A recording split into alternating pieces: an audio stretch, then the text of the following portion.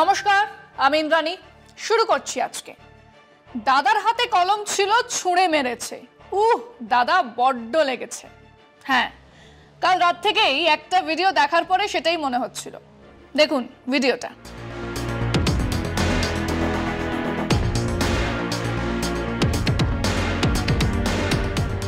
দেখে মনে হচ্ছে না যে মাথায় পাহাড় ভেঙে পড়েছে? উনি চিৎকার করছেন, কি বলছেন তাও স্পষ্ট নয়। ঘটি হারানোর আগে এরকম হয়েই থাকে। উনিও তেমন এক অবস্থায় আছেন। ওনার এক অনুগামীর ভাষায় বড্ড প্রেশার। তা তো থাকবেই। দল ভাঙার পরে দলের মাথায় বসানোর শর্ত তো এবারের নির্বাচনে বাড়তি 10-12টা আসন জোগাড় করার। এখন যা হিসেব তাতে 6টা কমার দিকেই যাচ্ছে বিজেপি সাংসদ সংখ্যা। কাজেই মাথা খারাপ তো হবেই। একেই দশা হিরো হিরণের, সেখানেও মুখে মাছি পড়েছে। এমন একটা হাবভাব।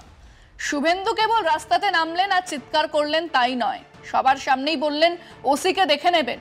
ওনার ভাষায় বড্ড বার বেড়েছে। এখনো 2 দফার ভোট বাকি। 6ষ্ঠ দফাতে দুয়ারে ভোট। সেখানে একজনকে দাঁড় করানো হয়েছে যিনি প্রথম দিন থেকেই সেম সাইড গোল করেই চলেছেন। শুভেন্দু জানে, বিজেপি জানে, তৃণমূল জানে, এমনকি সিপিএমও জানে বিজেপির ভোটে সিংহভাগ এসেছিল বামেদের কাছ থেকে। আমাদের কাঁথির খোকাবাবুর দল ছেড়ে বিজেপিতে 4% সামান্য বেশি ভোট নিয়ে গিয়েছিলেন। এখন বামেদের যদি ভোট বাড়ে তাহলে সর্বনাশ। কিন্তু এই রাজনৈতিক প্রজ্ঞা তো সবার জানার কথা নয়। জাস্টিস গাঙ্গুলির তো আরো বেশি করেই থাকার কথা নয়। উনি পাড়ার কালোদা মন্টুদার কাছে আগামী 5 বছর রাজনীতি শেখার পরে মাঠে নামলে তবু কিছুটা হতো। তিনি বলেই যাচ্ছেন তার প্রতিদ্বন্দ্বী সিপিএম, মানে সিপিএমকে গুরুত্ব দিচ্ছেন। তাদের ভোট বাড়লে যে ওনার খিড়কি দুয়ারে আগুন লাগবে তা জানা নেই, কিন্তু শুভেন্দু তো জানেন। কিন্তু তিনিই বা কতদিক সামলাবেন? ওদিকে ভাই লড়ছে কাঁথিতে, সে আসন দুলছে ঝড়ে। এদিকে ওনার পরিচিতা বিজেপি নেত্রী অগ্নিমিত্রা পলকে মেদিনীপুরে দাঁড় করিয়েছেন দিলু ঘোষকে সরিয়ে। সে আসন হাতের বাইরে চলে গেছে, উনি জানেন। সব মিলিয়ে ঘটি ডুবেছে। কাজেই উনি রাস্তায় চিৎকার করছেন। খেয়াল করুন, উন্মাদের মতো চিৎকার করছেন। এ কথা কিন্তু আমি বলিনি। আর সেটাই বিষয় আজকে। আহারে, কাঁথির খোকাবাবুর বড্ড লেগেছে।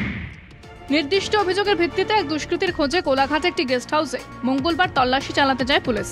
ঘটনাচক্রে কোলাঘাটে 16 নম্বর জাতীয় সড়কের পাশেই ওই গেস্ট হাউস ভাড়া নিয়ে নিজের অফিস হিসেবে ব্যবহার করে থাকেন বিজেপি বিধায়ক তথা রাজ্য বিধানসভার বিরোধী দলনেতা শুভেন্দু অধিকারী। ওই তল্লাশির বিরুদ্ধে সুর চড়িয়েছেন তিনি। তার দাবি, সার্চ ওয়ারেন্ট ছাড়া তল্লাশি করে পুলিশ। ঘটনার প্রতিবাদে কোলাঘাট থানায় বিক্ষোভ দেখায় শুভেন্দু।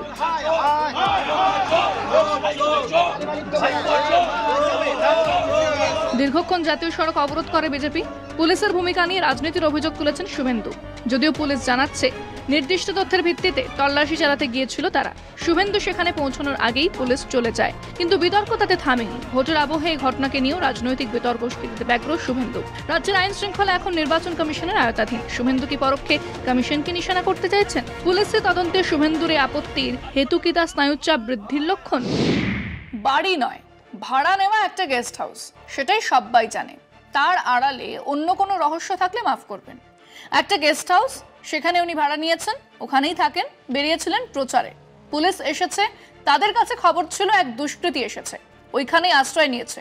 পুলিশ তার খোঁজে এসেছে, কাজে সেই গেস্ট হাউস সার্চ করেছে। অন্তত পুলিশের বয়ান এটাই। এখানেও মাফ করবেন, তলায় যদি অন্য কোনো চিত্রনাট্য থাকে তা আমার জানা নেই। কিন্তু এই সার্চের খবর শুভেন্দু বাবুর কাছে যেতেই ওনার মাথা গরম। দেখে নেব, আমার ঘরে পুলিশ পাঠিয়েছে। গত 4-4.5 বছর ধরে যে লোকটি, এমনকি বিধানসভাতেও ঘরে সিবিআই রেড করিয়ে দেব, ইনকাম ট্যাক্স রেড করিয়ে দেব, ভাইপোকে জেলে পুরে দেব বলেই গেলেন, তিনি আজ বলছেন আমাকে হ্যারাস করছে।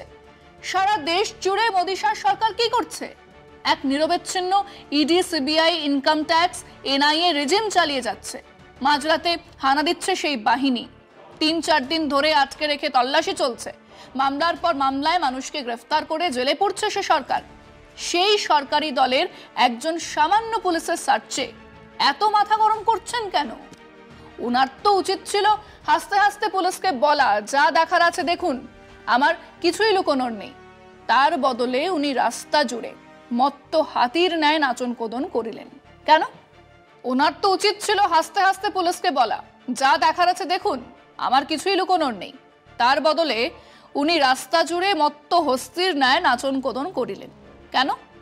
ওই যে আসল কারণ তো এইটুকু রেড নয় যে ঘটি এই বাংলায় হারাচ্ছে, তা যদি গোটা দেশে হয় তখন এই রেড আর মামলার কথা ভেবেই সম্ভবত নার্ভাস। আর নার্ভ ফেল করলে এরকম করা তো স্বাভাবিক। আমরা আমাদের দর্শকদের প্রশ্ন করেছিলাম, এক দুষ্কৃতীর খোঁজে পুলিশ গিয়েছিল এক গেস্ট হাউসে। ঘটনাচক্রে সেখানে শুভেন্দু বাবুও ডেরা পেতে আছেন, কিন্তু পুলিশের তদন্তে এত উত্তেজনা দেখালেন কেন? উনি কি চাপে আছেন? শুনুন মানুষজন কি বলছেন। জানে মেদিনীপুর সিটে হারবে, হারার পরে বিজেপি নরেন্দ্র মোদী শট মারবে, শট মারলে একদম পুরো বিজেপি থেকে বিদায়।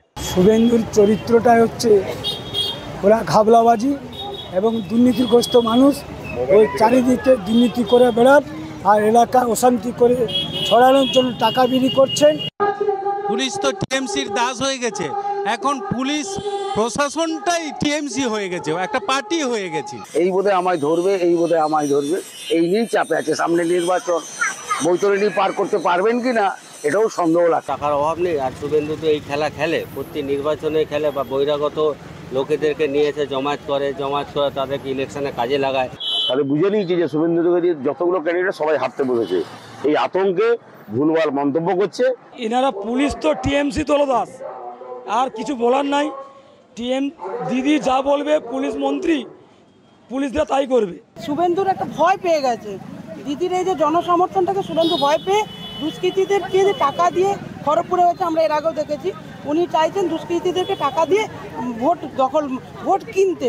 কখনোই এটা ঠিক কাজ করেনি, কাউকে না জানিয়ে কারো বাড়িতে ঢুকে যাওয়া, এটা একদম বেআইনি কাজ করেছে। এখানে তো হয়ে দাঁড়িয়েছে তৃণমূল ভার্সাস শুভেন্দুবাবু। বিশেষ করে কাঁথি এবং তমলুক লোকসভা আসনে যদি কোনো কারণে তার ক্যান্ডিডেট জিততে না পারে, তার 16 আনা দায়িত্ব তো শুভেন্দুবাবুর উপর আসবে। ফলে স্বাভাবিকভাবে তিনি এখন উত্তেজিত আছেন। ওয়াশিং মেশিনে ফেলে যাকে শুদ্ধ করতে চেয়েছেন তিনি তো বড় দুষ্কৃতী হয়েই গেছেন, এটা তো বলার কোনো অবকাশ রাখে না। সুতরাং তার দ্বারা যে কোনো শুদ্ধ লোক বা কোনো ভালো লোকের দ্বারা হতে পারে না, সেটাই বলাই বাহুল্য। চাপে কিছু নেই, উত্তেজনা হওয়া স্বাভাবিক, কারণ শুধু তো শুভেন্দু নয়, বিজেপির মন্ডল সভাপতি মেদিনীপুরে বিজেপির অনেক বড় বড় নেতাদের ঘরে রাত 2টা-2:30টার সময় রেড করেছে। ন্যাক্কারজনক ঘটনা, পুলিশকে ধিক্কার জানাই। পুলিশ তার কাজ করবে, পুলিশের স্বাধীনতা দিতে হবে আর কি। পুলিশ কাজ করবে, পুলিশের মতন কাজ করলে সে বিরোধী দলের থাক না, তার যদি অন্যায় থাকে ধরা পড়বে, না থাকলে সে বেরিয়ে যাবে। আসল দুষ্কৃতীদের খোঁজে তো পুলিশ যাচ্ছে না, যারা দুষ্কৃতী পুলিশ জানে কারা দুষ্কৃতী। চাপে থাকার কারণ হচ্ছে, প্রথম কথা হচ্ছে বাংলার যে 10 কোটি মানুষ রয়েছে, 10 কোটি সন্তান, ও হলো একটা কুলাঙ্গার, মির্জাফর বেঈমান। আমরা এর আগে বহুবার এই নিয়ে আলোচনা করেছি, বলেছি যে এক রাষ্ট্র যদি তার যাবতীয় এজেন্সিগুলোকে বিরোধীদের হ্যারাস করার, তাদের জেলে পাঠানোর জন্য, প্রতিবাদীদের মুখ বন্ধ করার জন্য কাজে লাগায়, তাহলে কিছুদিন পরে সেই বিরোধীরাও তাদের সীমিত ক্ষমতার অপপ্রয়োগ করবেই। তুমি ইডি পাঠাবে, আমি পুলিশ পাঠাবো, তোমার কাছে বড় ফৌজ আছে, আমার কাছেও যা আছে তাই ব্যবহার করব। বিজেপি আসলে দেশকে এক অরাজকতার দিকে ঠেলে দিচ্ছে। গত 4 বছর ধরে ইডি আর সিবিআইয়ের অভিযানে যারা খুব খুশি ছিলেন, তারাই এখন রাস্তায় উন্মাদের মতো ঘুরে বেড়াচ্ছে। চিরদিন কাহারও সমান নাহি যায়। আজকে এ পর্যন্তই। দেখতে থাকুন কলকাতা টিভি, রাত দিন 7 দিন।